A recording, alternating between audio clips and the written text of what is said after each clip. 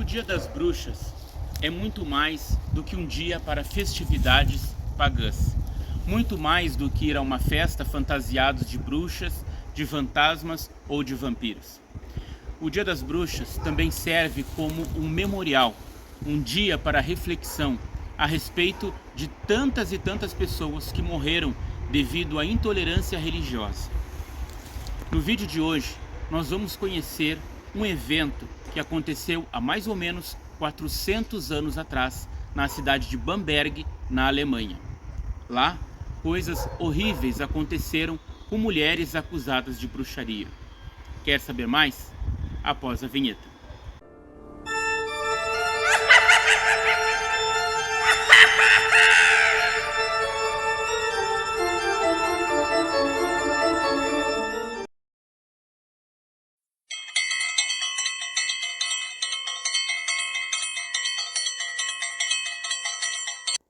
A bela Bamberg de hoje possui muitas casas bonitas, praças, museus, a catedral e também é conhecida pela sua famosa cerveja defumada. Patrimônio da Unesco desde 1993, é um local que recebe diversos turistas. Situada próxima de Nuremberg, Bamberg já tem 1050 anos de existência. Porém, o seu passado esconde uma história triste de fanatismo religioso e de caças bruxas.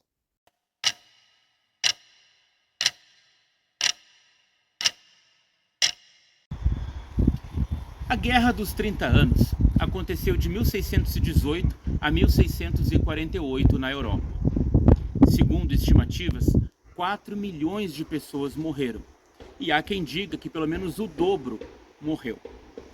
Ela marcou a queda do Império Sacro Germânico Romano e também se originou das guerras entre protestantes e católicos. Na verdade, depois da Reforma, as coisas complicaram muito. A Reforma Protestante causou uma grande tensão na Alemanha e o país tinha diversos pequenos reinos. E esses reinos pertenciam ao Sacro Império Romano Germânico. O rei Rodolfo II tentou impor o catolicismo à força no seu império, visto que o protestantismo avançava cada vez mais. Os protestantes, a fim de convencer o rei dos seus próprios direitos de ter liberdade religiosa, tentaram uma reunião em 1618 no Castelo de Praga. Bem, a situação se agravou tanto que aqueles protestantes jogaram os representantes do rei pela janela. Esse evento foi conhecido como a Defenestração de Praga e deu início à Guerra dos 30 Anos, onde o fanatismo matou diversas pessoas, em especial mulheres acusadas de bruxaria.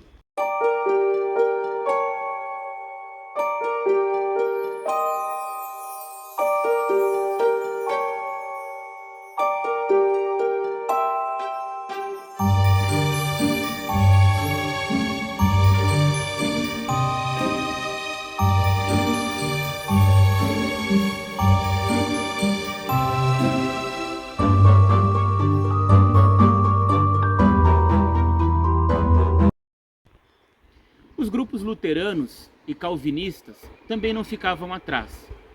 Eles, assim como os católicos, odiavam as heresias que contradiziam as doutrinas da igreja.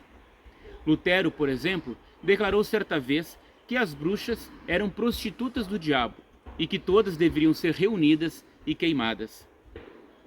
Já Calvino afirmou que as bruxas deveriam ser eliminadas com base no texto de Êxodo 22:18, que segundo a versão Rei Jaime dizia: "A bruxa não deixarás viva". O vídeo de hoje é justamente sobre o que aconteceu durante essa situação numa cidade alemã chamada Bamberg. Ali, um homem conhecido pelo apelido de Raposa de Dornheim construiu uma prisão de tortura para todos aqueles que eram acusados de bruxaria. E Johannes George II, este é o seu nome. Ele foi eleito príncipe-bispo de Bamberg em 1623, responsável pela queima de pelo menos 650 bruxas. Ele mandou então construir em 1627 uma prisão de tortura para bruxas. Ali era conhecido como a Casa Malfis. Existia pelo menos 15 denúncias documentadas contra aquele tribunal de bruxas em Bamberg. Para que vocês tenham uma ideia, como o cenário estava acontecendo a Guerra dos 30 Anos, o próprio imperador não estava tão preocupado em como os juízes fariam os julgamentos de bruxas, mas sim com o seu território e em vencer os protestantes. Enquanto isso, ocorria a caça às bruxas. Há provas de que uma vítima foi torturada naquela casa mais de 30 vezes. Torturavam inclusive adolescentes e mulheres grávidas. Não era permitido que a vítima tivesse um advogado. 22 meninas entre 7 e 12 anos foram queimadas na fogueira. E uma das testemunhas de acusação tinha pelo menos 5 anos de idade. Então, se nós formos comparar com as leis de hoje, isso era um absurdo que estava acontecendo até mesmo para aquela época.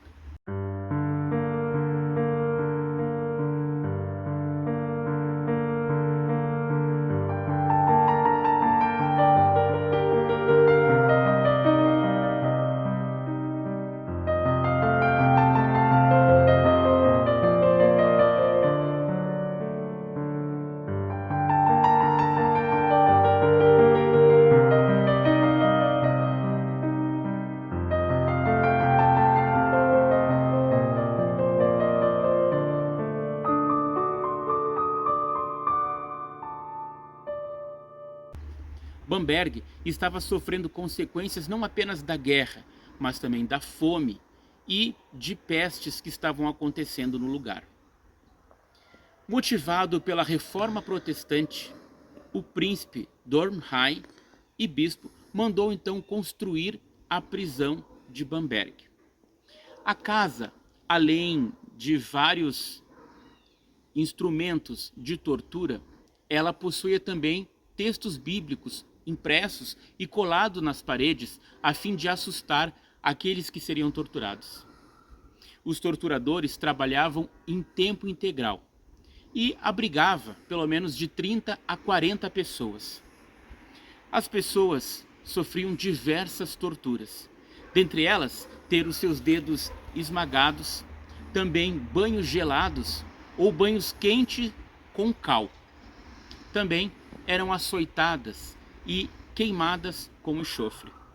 Uma das torturas envolvia a sede, ou seja, fazer com que a pessoa comesse o peixe arenque com bastante sal e pimenta e fosse lhe negado água. Também as pessoas tentavam de tudo para se livrar daquelas torturas.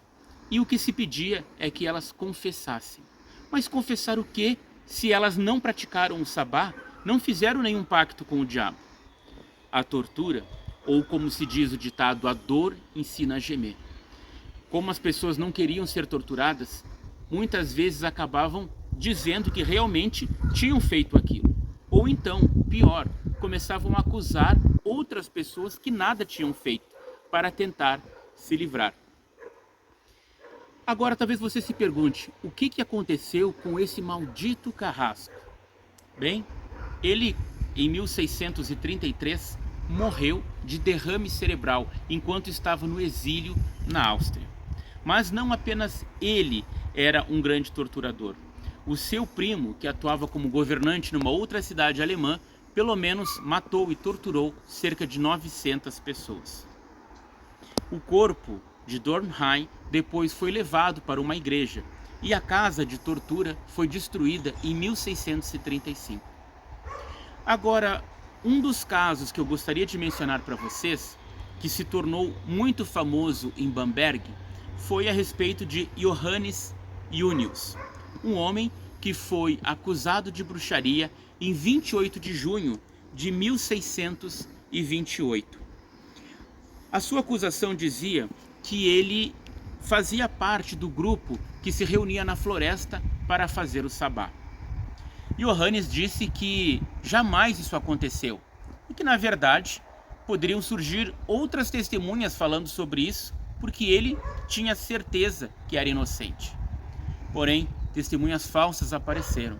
Tanto um homem quanto uma serva disseram tê-lo visto há 1 ano e meio atrás num sabá das bruxas. O livro História da Bruxaria conta que em 30 de junho, ou seja, 2 dias depois de ele ser acusado, ele foi interrogado, embora as pretensas testemunhas não apareceram no julgamento dele. Com isso, Johannes foi torturado, primeiro com parafusos que lhe trituraram os dedos, e depois com torniquete nas pernas. Foi despido e examinado para que se encontrasse a marca do diabo, ou seja, uma mancha, uma pinta na pele. E depois de ser encontrada essa pinta, foi perfurada. Bom, não tendo sido satisfeito, em 5 de julho, conforme diz os relatos, sem tortura, mas com insistentes persuasões, isto para bom entendedor consegue compreender que eram ameaças de tortura, Junius finalmente confessou prestar culto ao diabo, frequentar os sabás e realizar malefício. Bom, o que deixa esse caso interessante é que Johannes Junius, antes de morrer, ele conseguiu subornar um dos carcereiros da prisão para escrever uma carta e mandar para sua filha. E essa carta foi preservada até hoje. Eu vou deixar ela aqui no final do vídeo para vocês poderem ler ela na íntegra. Mas eu vou ler para vocês uma parte dessa carta. Ele diz: muitas centenas de milhares de boas noites, minha muito amada filha Verônica. Inocente fui encarcerado, inocente tenho sido torturado, inocente devo morrer. Pois quem quer que entre na prisão das bruxas deve ser torturado até que invente alguma coisa saída de sua cabeça. Quando fui torturado pela primeira vez, o Dr. Brown, o Dr. Kotzendorfer e 2 doutores que não conheço estavam presentes. Então o Dr. Brown perguntou-me: Kinsman, como veio parar aqui? Eu respondi: através de falsidade, através do infortúnio. Replicou ele: escute, Kinsman, você é um bruxo. Quer confessá-lo voluntariamente? Caso contrário, apresentaremos testemunhas e traremos o carrasco para cuidar de você. Não sou bruxo, disse eu, e tenho a consciência limpa nesse assunto. Se há 1000 testemunhas, não me preocupo. Mas as testemunhas apareceram, como vimos. E depois veio também, que Deus tenha misericórdia, o carrasco, que pôs em mim os parafusos de aperto para me esmagar os dedos com as 2 mãos atadas juntas, de modo que o sangue espirrava pelas unhas e derramava-se por toda parte. Pelo que não pude usar as mãos durante 4 semanas. Por isso que ele demorou tanto para escrever para a filha, porque suas mãos estavam machucadas. Ele continua na carta: depois despiram-me, ataram-me as mãos nas costas e prenderam-me na polé. Pensei que era o fim do céu e da terra. 8 vezes me içaram e me deixaram cair de novo, de modo que sofri terrível agonia. E assim foi que acabei por fazer a minha confissão.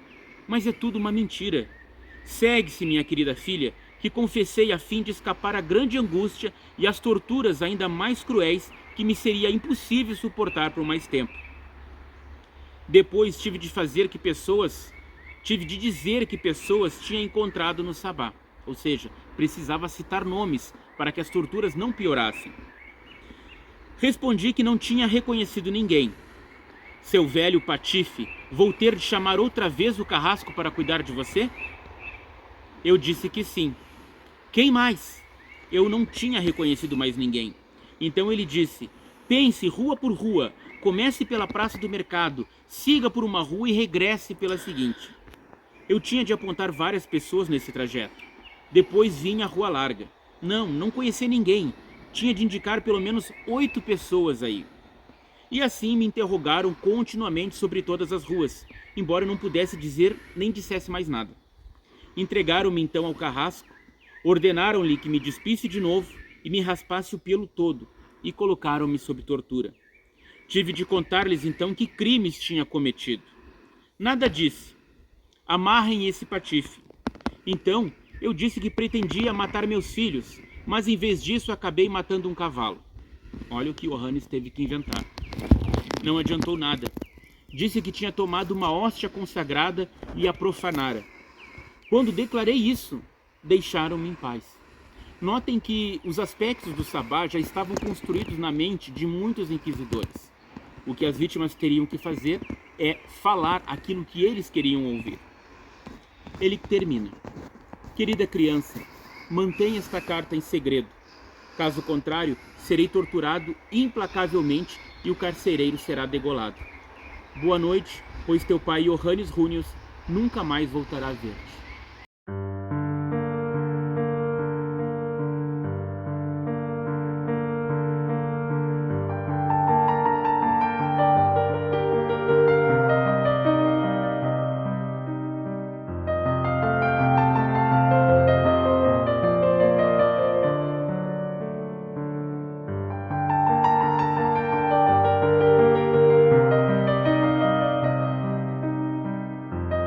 E de fato, Johannes nunca mais viu sua filha.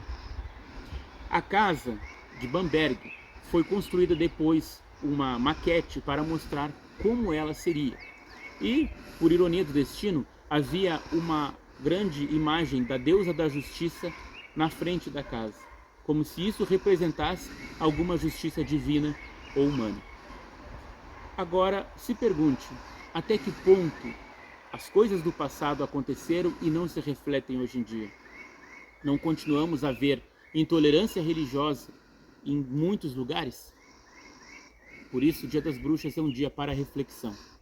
E que dizer sobre o Brasil? Será que aqui houve tortura? Houve inquisição? Algumas pessoas praticaram o tal do sabá que diziam? Eu te conto isso no próximo vídeo. Não se esqueça de curtir o J Sobrenatural e ativar as notificações. Até lá!